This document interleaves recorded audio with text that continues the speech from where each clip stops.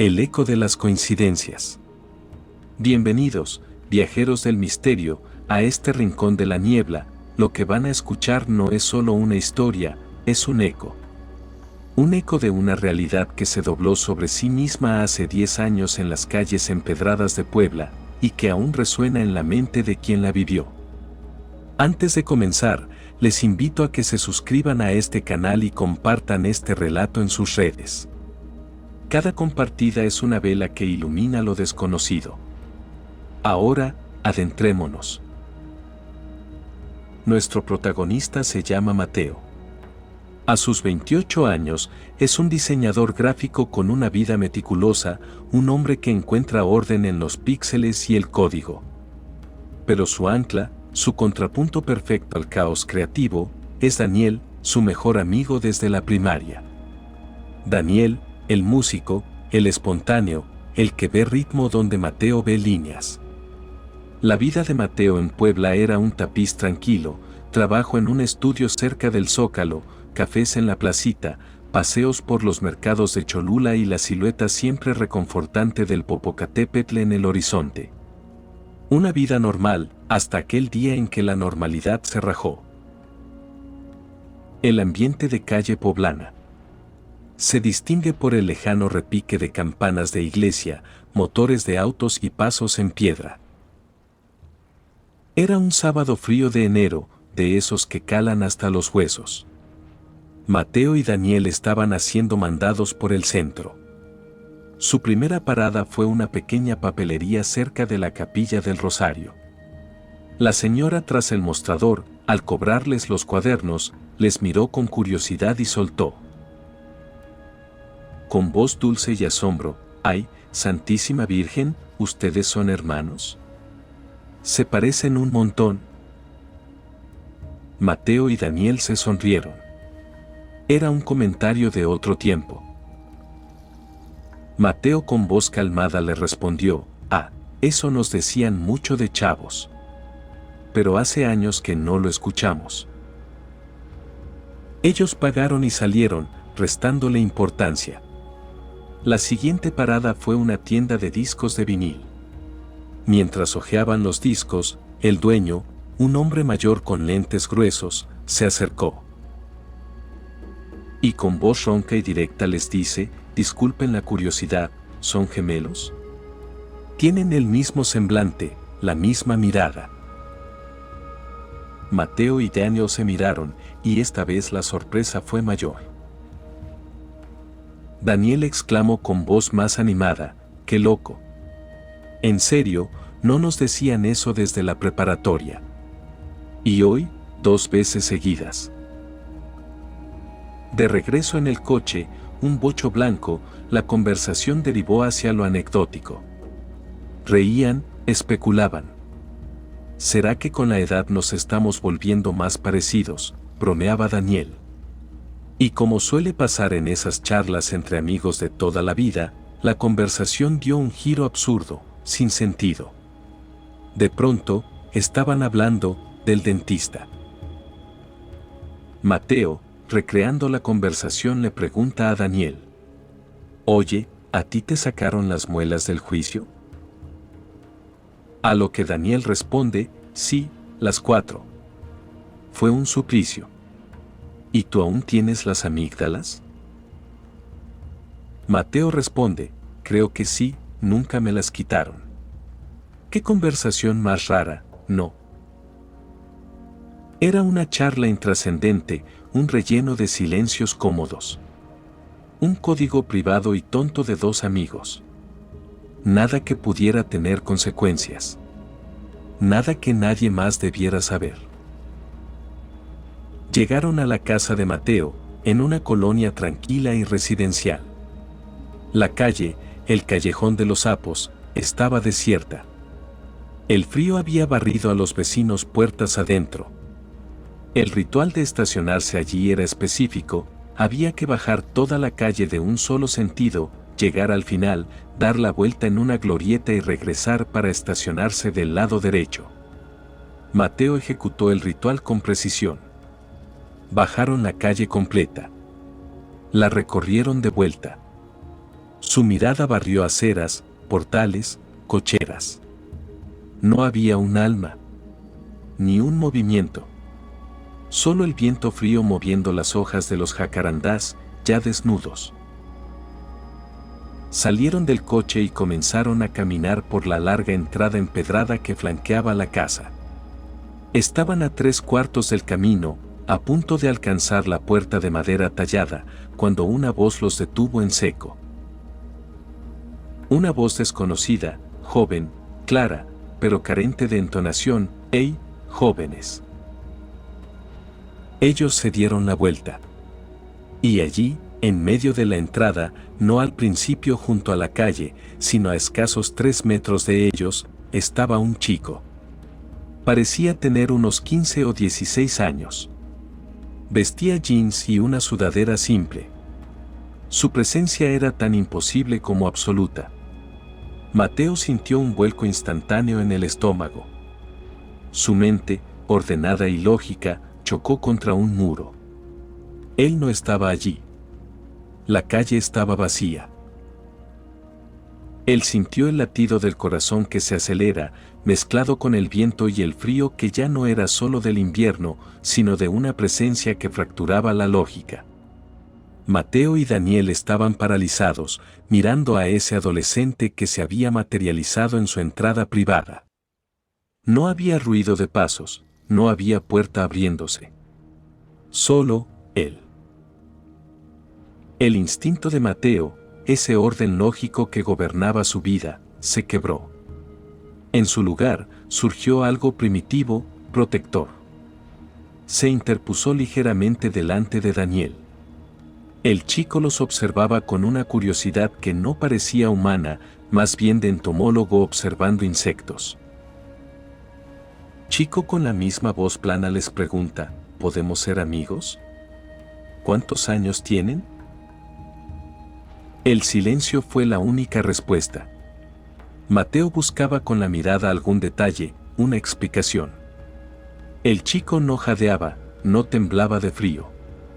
Estaba simplemente presente. Y el chico les pregunta, ¿se parecen mucho? ¿Son hermanos? La pregunta golpeó a Mateo como un martillo. La tercera vez. La misma pregunta intrascendente de la papelería y la tienda de discos, pero aquí, en esta situación imposible, adquiría un peso aterrador. Era como si el día estuviera siendo reescrito por una fuerza que repetía un estribillo siniestro. Mateo le responde en voz tensa, forzando la calma, no. Somos mejores amigos. El chico asintió lentamente, como si archivara la información. Luego, su rostro mostró un destello de algo que podía ser emoción, pero era tan mecánico como el resto. Y les pregunta, ¿saben qué quiero ser cuando sea grande? No esperó respuesta. Él mismo la dio, y sus palabras cortaron el aire gélido como un escalpelo. Y les dijo, quiero ser dentista. En el coche, minutos antes, su charla tonta y privada. Las muelas del juicio. Las amígdalas. Mateo sintió que el suelo de piedra se inclinaba. Daniel, a su lado, había dejado de respirar. El chico avanzando un paso imperceptible les pregunta, ¿ustedes tienen sus muelas del juicio?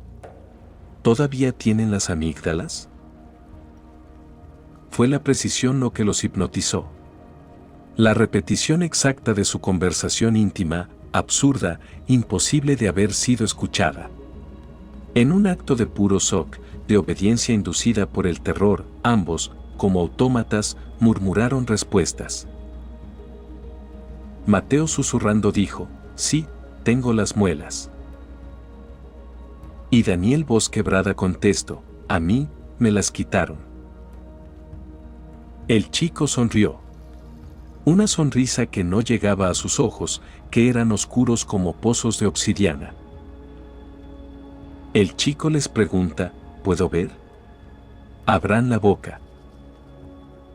El hechizo se rompió. Esa petición, íntima, violenta, absurdamente médica y a la vez infantil, activó en Mateo la alarma final. No, pensó con toda su fuerza. Pero Daniel, el músico, el sensitivo, el que siempre se había dejado llevar por la corriente, en un acto de terror catatónico, entreabrió los labios. Mateo reaccionó. Le agarró del brazo con fuerza. Y con voz firme, en un grito contenido le dice, tenemos que irnos. Ahora. No corrieron. Retrocedieron, de espaldas, sin perder de vista al chico, hasta que sus espaldas chocaron contra la pesada puerta de madera. Mateo buscó la llave a ciegas, la insertó, giró.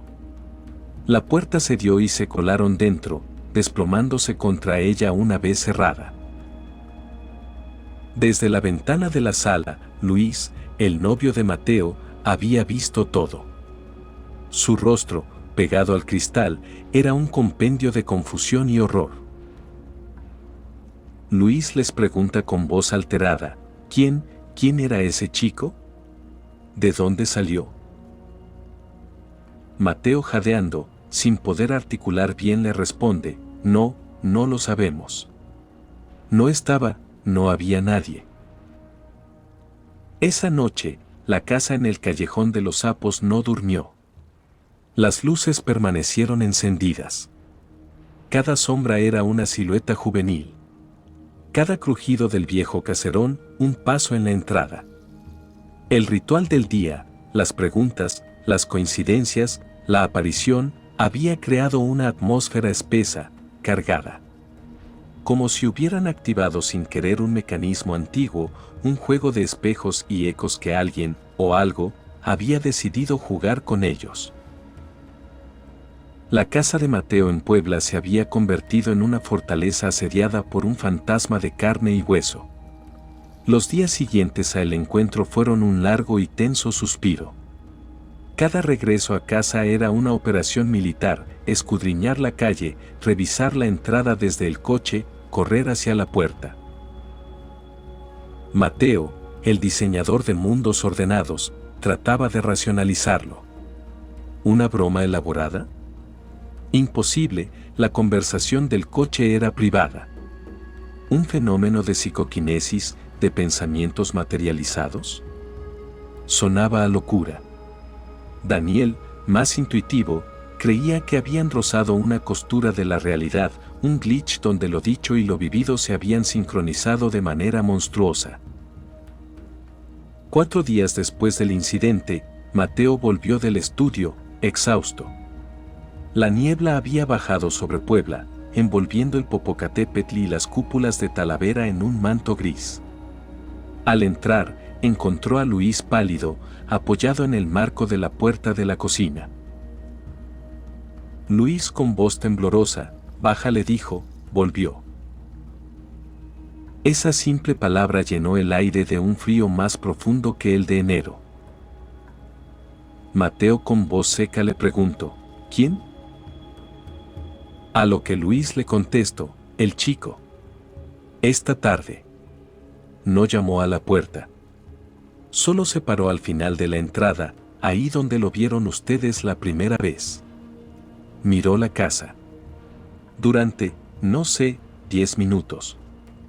Luego se acercó. Puso la mano sobre la puerta, así, con la palma plana. No golpeó. La dejó ahí un rato. Después se dio la vuelta, miró hacia la ventana donde estoy yo, y dijo algo. Mateo, apretando los puños, le preguntó, ¿qué dijo?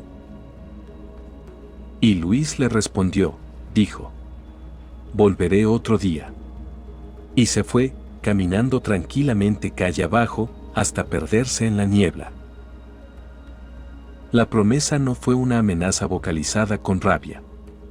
Según Luis, fue dicha con la misma claridad plana, impersonal, con la que había preguntado por las amígdalas. Era una afirmación. Un hecho futuro. Y eso lo hacía infinitamente más aterrador. La vida de Mateo se transformó. Dejó de ser un diseñador y se convirtió en un centinela. Instaló cámaras que apuntaban a la entrada. Dejó de estacionarse en la calle y alquiló un lugar en un estacionamiento cercano. Cada sombra en el monitor, cada falso movimiento detectado por un sensor, le hacía saltar el corazón. Daniel también vivía atento, cambiando sus rutinas, mirando siempre por el hombro. La atmósfera del ritual no se disipó, se condensó en una espera perpetua. Pero el otro día del chico nunca llegó. Pasaron semanas, meses, una década. El chico de la sudadera, el aspirante a dentista fantasma, no volvió a materializarse.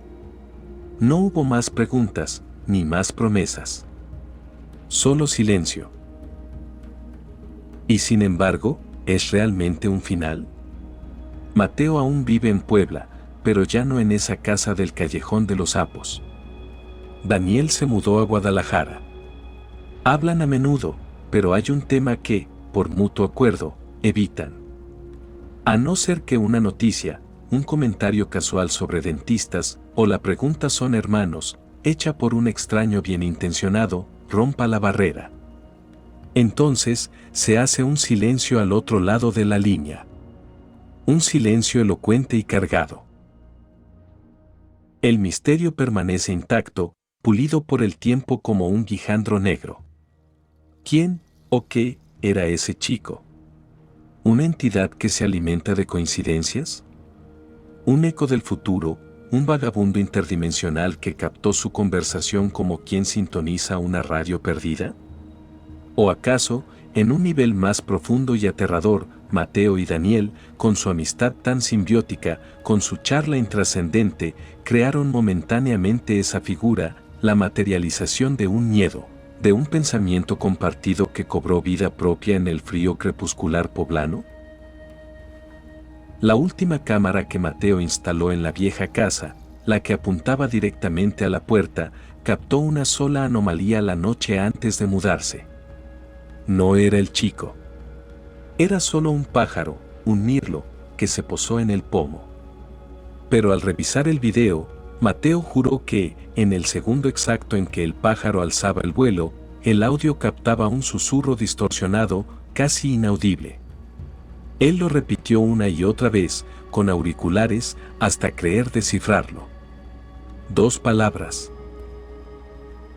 Un sonido estático, y luego un susurro muy amplificado y distorsionado que podría decir, pronto revisión, o, tienen caries. Es ambiguo. Nunca lo supo con certeza. Puede que haya sido solo el viento en el micrófono. Pero Mateo ya no se hace limpiezas dentales. Y cuando un espejo en un lugar público le devuelve, junto a Daniel en una visita, el reflejo de 2 hombres que el tiempo ha hecho parecerse aún más, él no ve a 2 amigos. Ve un patrón. Ve un eco. Y se pregunta, siempre, si algún día, en algún frío crepúsculo, el eco decidirá responder. Y con este silencio que habla más que 1000 preguntas, cerramos este relato. Pero el misterio, viajeros, no se cierra. Se repliega. Quizás esté ahora mismo, escuchando desde algún lugar entre las frecuencias. Si este eco resonó en ti, no dejes que se pierda en el vacío. Suscríbete a este canal y comparte este video. Tu suscripción es tu vela en la niebla. Tu compartir, la forma de que otros no caminen solos en el callejón. Hasta la próxima historia o hasta el próximo eco. Cuídense.